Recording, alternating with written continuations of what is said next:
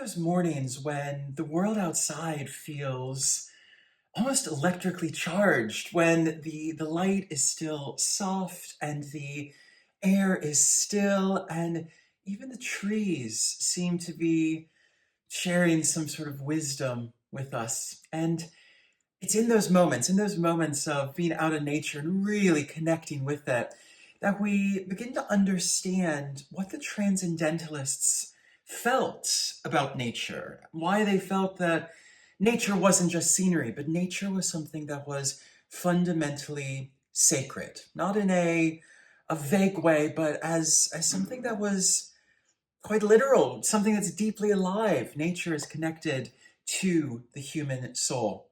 That's what we're talking about today, the spiritual side of Transcendentalism, not just the movement from the 1800s, but something that still speaks to us today, a way of listening inward and listening more intentionally. We'll talk about Emerson and Thoreau and Fuller, but really we're talking about something even older and also even newer: how to live from the inside out and how to stay awake to the wonder that's around us all the time.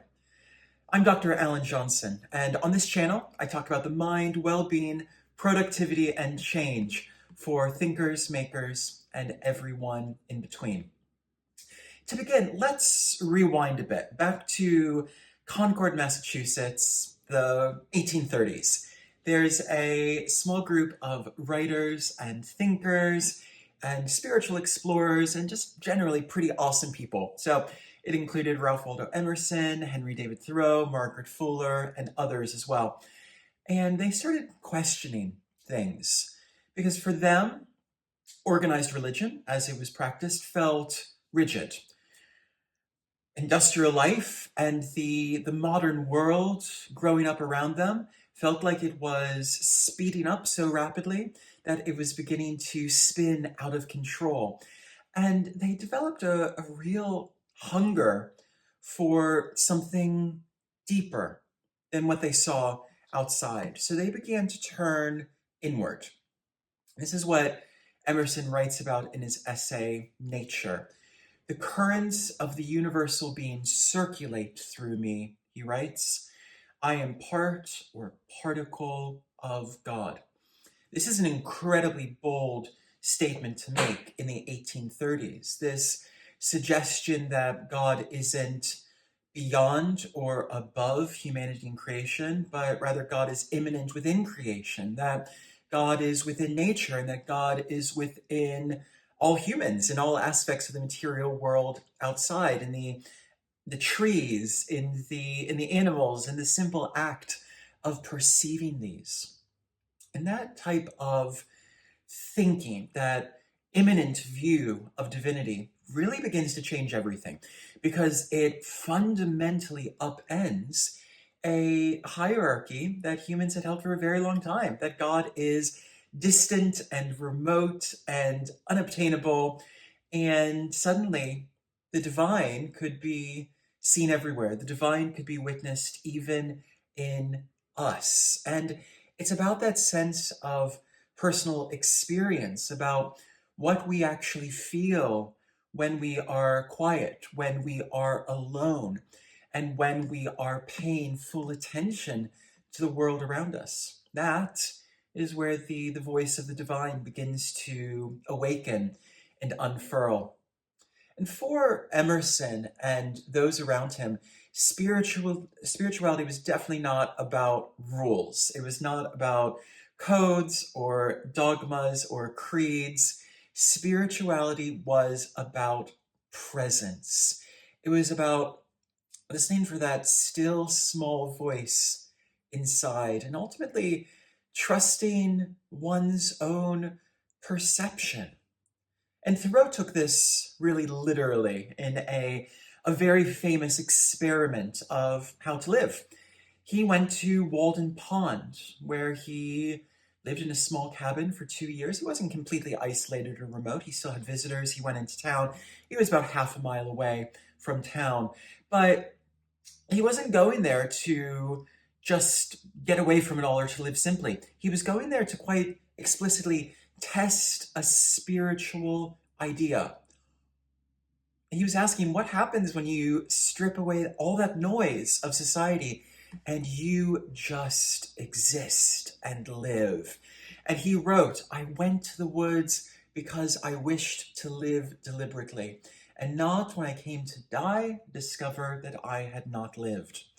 So we sometimes think of him as this hermit retreating to the woods, but it wasn't that at all. He was thinking about different ways to live, thinking about how to strip back all of the unnecessary aspects, to find that essence in life, and to find it not just theoretically or theologically, but to actually practice it.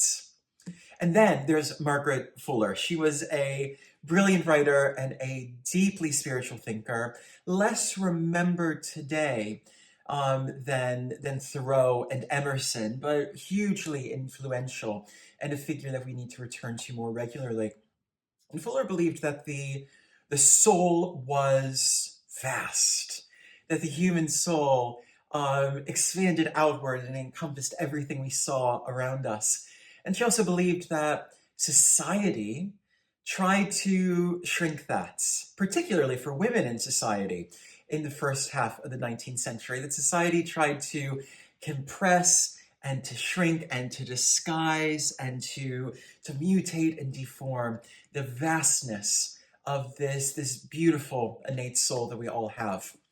So for Fuller, real spiritual growth meant opening up, allowing that sense of the fullness of the soul to extend outward, and extending outward into complexity, into contradiction. She was a deeply sophisticated and nuanced thinker, and leaned in to those complexities and contradictions of life and philosophy. And she also leaned into the pain and the beauty of the world. She, like the other thinkers and philosophers and spiritual seekers of her time, didn't retreat from life. She met it full on and aimed to allow that soul within her to expand outward. And I think that's important. I think that's the real point here, because transcendentalism isn't about going off to the woods and disappearing for 6 months or 2 years. It's about how we show up in the world, how we show up for others in the world, how we show up with consciousness and awareness and with heart. And on that note, there's a line from Emerson's Self-Reliance that really, really sticks with me. He writes, "Speak what you think now in hard words, and tomorrow speak what tomorrow thinks in hard words again, though it contradict everything you said today." This is permission to change our minds. That the Transcendentalists were not stuck in their ways. They were experimenters with spirituality and belief and faith and experience and the immanence of divinity. And I think that's at the heart of the whole worldview of Transcendentalism, that the soul is constantly unfolding. It is constantly expressing itself outward. And that truth isn't something you sort of grab onto once and you have it. It's something that you need to meet over and over again to really allow that idea, that concept, to express itself fully to you, into the complexity of it. And something else I really love about the Transcendentalists is they weren't just drawing from Western traditions. Emerson was reading Hindu texts. Thoreau brought the Bhagavad Gita to Walden. These were some of the first Americans who were looking outward and internationally into a shared global spiritual expression of thousands of years of people doing similar experiments, of similar ways of coming into connection with the soul and with the divine. They were seeking something bigger than nation or nationalism or dogma or even identity. They were tuning into what we might call the perennial philosophy, those deep spiritual currents that show up in all different languages, in all different forms, in all different times, but always seem to point toward the same mysteries and to the same big philosophical and mystical ideas.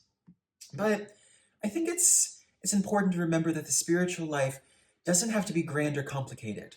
So Thoreau and Emerson and Fuller and later Whitman and others, they weren't living these grand mystical experiences, hiding themselves away. They were living simple lives, experimenting with the experiences of being alive. It doesn't have to be grand or complicated. It can be quiet. It can be solitary. Our connection to the ideas of the Transcendentalists can be a walk in the woods or sitting with a cup of tea or reading a line that really shifts something in you. And to live with the Transcendentalist spirit today is really to remember that we are already connected. The Transcendentalists would tell us that the sacred is everywhere. It's out there, it's in here, it's in the trees, it's in even the ideas and the questions we have around all of this. So let me know in the comments below what it is about the Transcendentalists that really connected with you, and how are you bringing some of these ideas into your own practice in the 21st century. If you haven't subscribed already, be sure that you do, because there is a lot more content. We have a few more months of this deep dive into the Transcendentalists before we move on to the Stoics after that. And of course, if there's someone in your life who you think might appreciate or benefit from the ideas of the Transcendentalists, send this video on to them. You never know what new ideas and new experiences it might spark within their own soul. So until next time, stay well and stay mindful. I'll see you then.